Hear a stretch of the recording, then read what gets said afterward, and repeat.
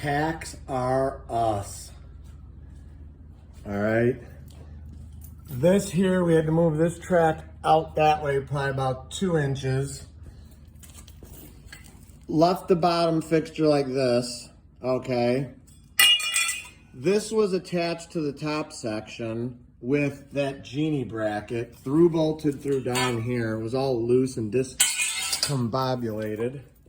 You could see the mess it was right here.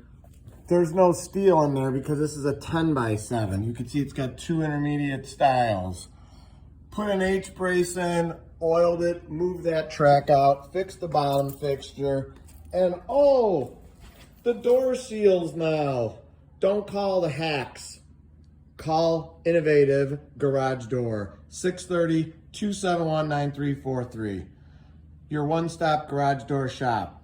And as always, I encourage everyone to praise the Lord.